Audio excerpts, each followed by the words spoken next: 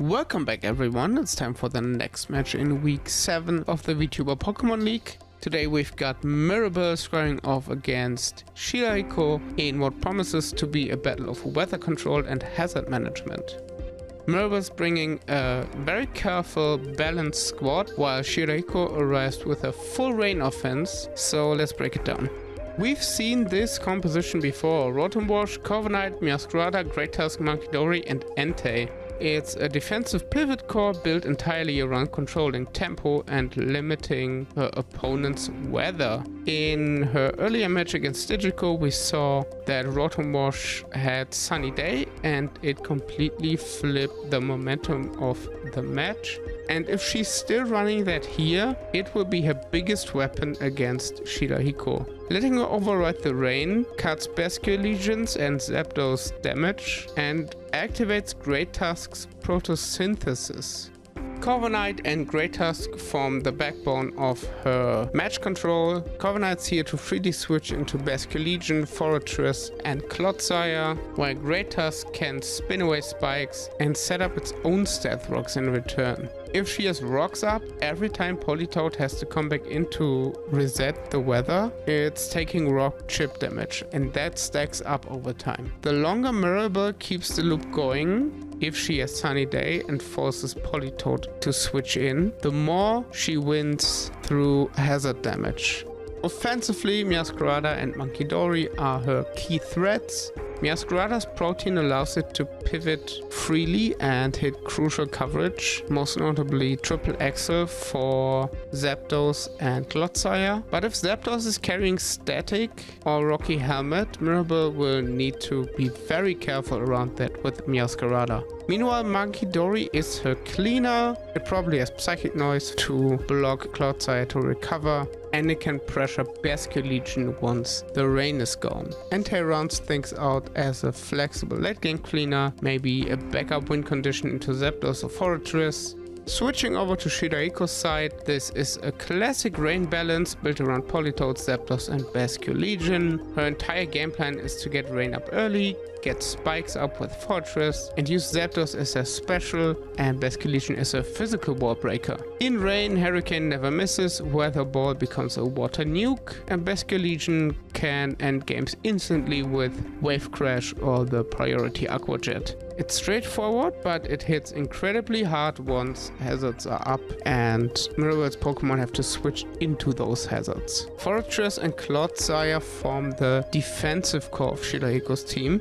Fortress wants to get spikes on the field, maybe even trade its health just to make sure to get up an additional layer of spikes. And Clodsire is the special wall that stops Rotom and maybe Munkidori from breaking through, so the tension in this matchup is going to be between Fortress spikes and Great Tusk's rapid spin. If Mirabelle ever falls behind on removal of hazards, the chip damage will pile up, and that's really what Bascule Legion wants. When you look at the speed tier, Meowscarada slightly outspeeds Greninja, which is very important, and both sit well above the speed tier of Zapdos and Bascule Legion. So as long as Mirabelle keeps her hazards in check, she controls the pace of the match, and in the end it's just about not letting Zapdos gain free entries, because Zapdos is very scary into Mirabelle's team. In terms of lead, I would expect Rotom from Mirabelle, since it's a very good weather opening for her.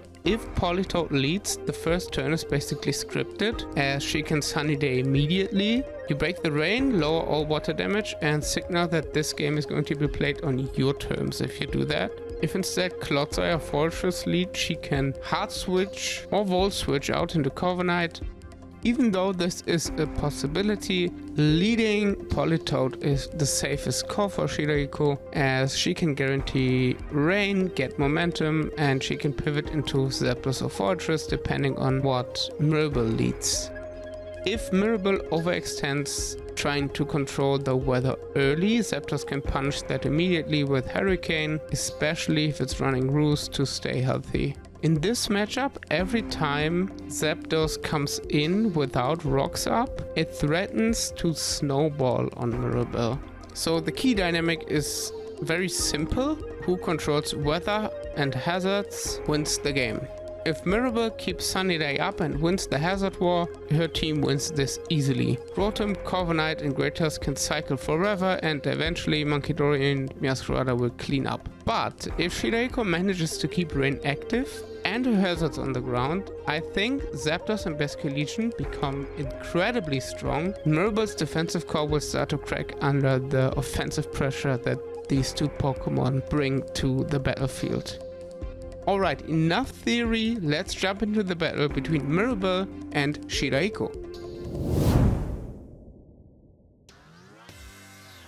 Mirabelle does lead with Rotom Wash and Shirahiko leads with Politoed, so very safe leads on both sides. Shirahiko immediately switches out into Clotsai, which is her best play here. Mirabelle goes for the Sunny Day, switches into Corviknight. And we see Stealth Rocks coming out from Shirahiko's side. So she goes into Fortress, which is taunted, so no spikes for Shirahiko in this matchup. Shirahiko goes back to set up the rain, eats the Iron Head like a champ, and Weather Ball does almost 50%, so Mirabelle wants to get out of this matchup as soon as possible, switches into Meowscarada and gets her first Stealth Rock chip. Zapdos seems to be the safe switch into Meowscarada. If Politoed is out, we see Flower Trick, and if this Zapdos isn't scarfed, Shirahiko doesn't want to stay in here in fear of a triple axle. I think Mirabelle has the fear of Scarfed Zapdos as well. We see Hurricane, which would have been super effective into Meowscarada. However, Rotom really eats the Hurricane. We see Roost on Zapdos, and this is an indicator for it not being scarfed. Sunny Day sets up the sun again, so Mirabelle really wants to stay in control here. We see the matchup of Clotsai and Rotom Wash again. And if Clotsai doesn't have Water Absorb here, Rotom Wash could really do a lot to Clotsai. Toxic doesn't affect Corviknight since it's a Steel Pokemon and it's free to roost now. It does roost, is almost back to 100%. Shirahiko clicks recover on full HP and goes back into Politoed. So a very switch heavy game so far, but with rocks being up on Mirabelle's side, the game is in Shirahiko's favor right now. We see another Meowscarada switch in, taking 12% chip damage again. This time Mirabelle goes for the momentum play, uses U-turn into Fortress, and she might go into Tusk now. She does go into Tusk, which is free to Rapid Spin here.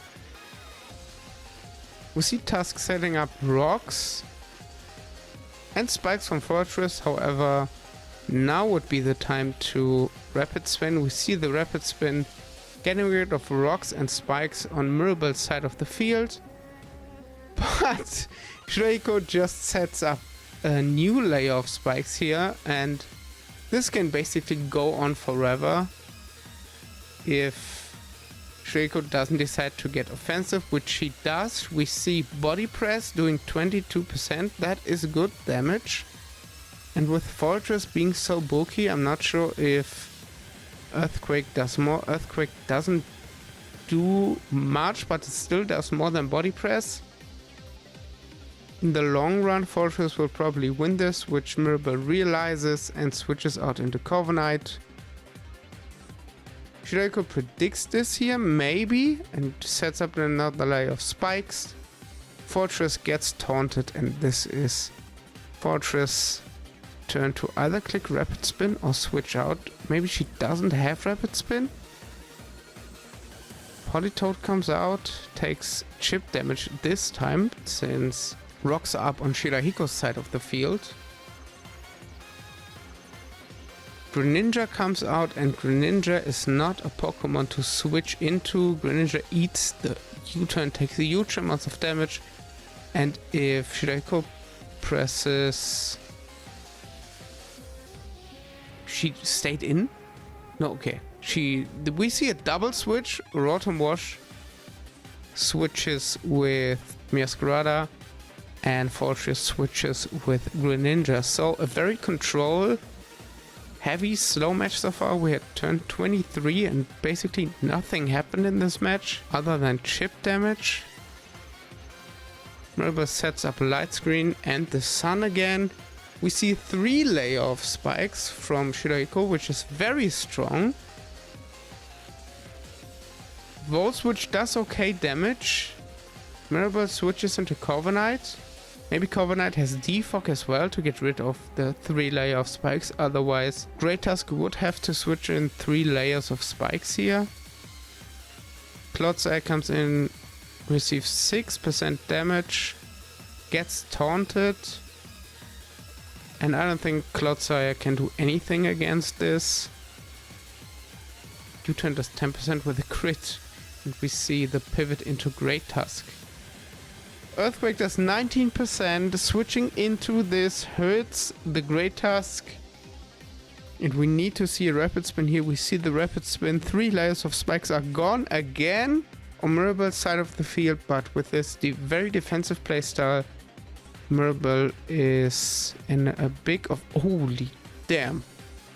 I want to say Mirabelle is in a bit of a pickle since Great Tusk is almost dead, but the Earthquake one-shots the Clodsire.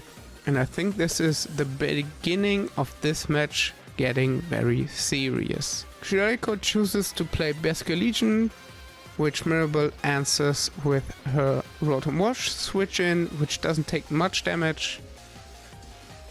Shirahiko switches out into Fortress. We see Sunny Day again, so the sun is up for another 5 or 8 turns. Volt Switch chip damages Fortress a lot. We see Spikes, which is the best Shirahiko can do, but she should realize that she's getting taunted here. She switches out into Zapdos, which is a good matchup for her. Zapdos doesn't really mind getting taunted with this amount of HP, however she doesn't want to stay in. Switches into a Weather Setter again. Mirabelle switches into Rotom again, and if this loop keeps up with rocks on Shirahiko's side of the field, Mirabelle will win this. Because she can just click Sunny Day here. Weather Ball doesn't do much.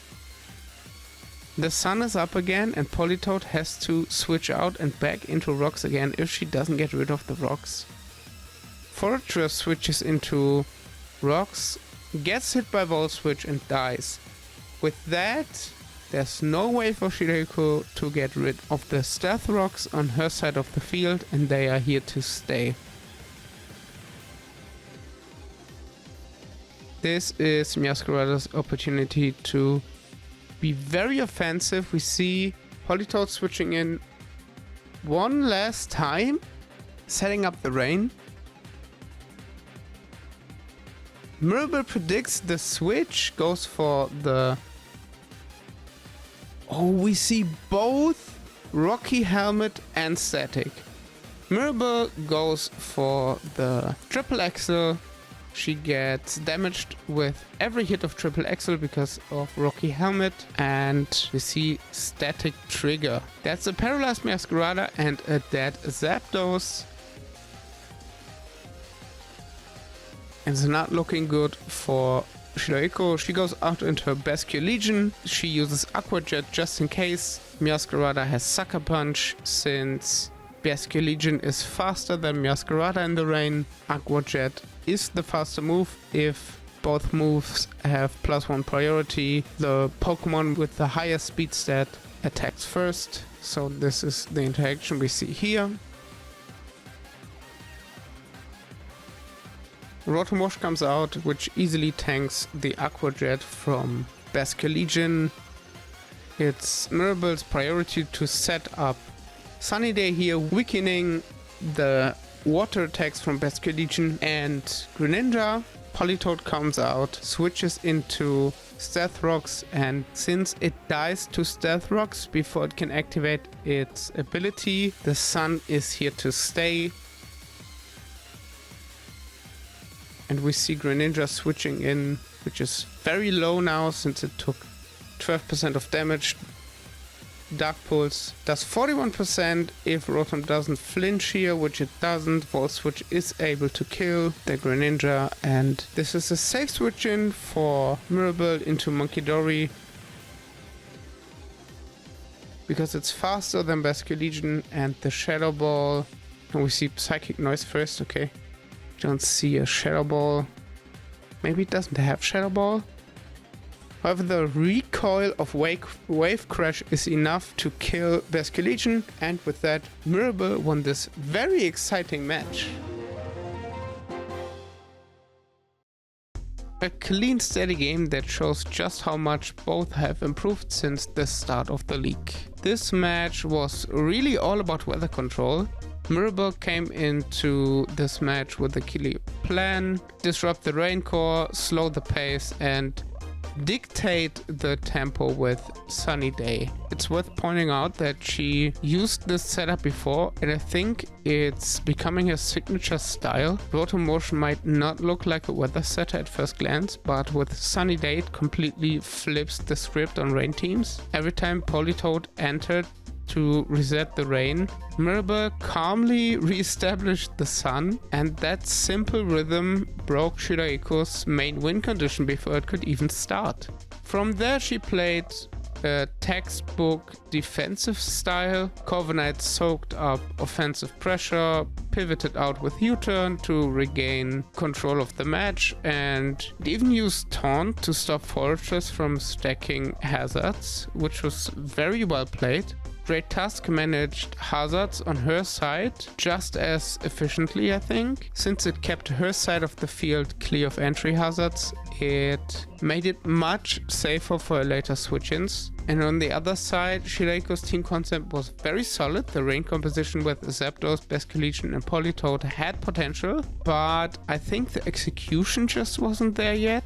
A few decisions like staying in with certain Pokemon under the wrong weather or overcommitting to the hazard setup when she should have rapid spinned allowed Mirabelle to slowly take control of this match. The match wasn't lost to one specific misplay, it was just the accumulation of small, not so optimal exchanges that shifted the momentum more and more towards Mirabelle. Even then, you can see improvement. Shirahiko read some turns correctly, especially the early pivot into Clodsire against Rotom, and she clearly understood what her win condition should have been. And I think the gap here came down to experience. Mirabelle played with patience, keeping her defensive pieces healthy and never giving up tempo when she needed to. This is the kind of playstyle you have when you know exactly what your team can do. For Mirabelle, this is one of her most controlled performances so far. She stuck to her plan, managed her resources very efficiently, and once in the late game, she transitioned into offense with Great Tusk and Munkidori to close things out, even predicting some switch-ins from Shirahiko. For Shirahiko, this is a valuable learning match about how to understand your team better and when to preserve your weather setter and your hazard removal. So overall, Mirabelle wins through very consistent and patient gameplay. I think this is a great example of how preparation can completely neutralize even the strongest offensive cores. See you in the next one.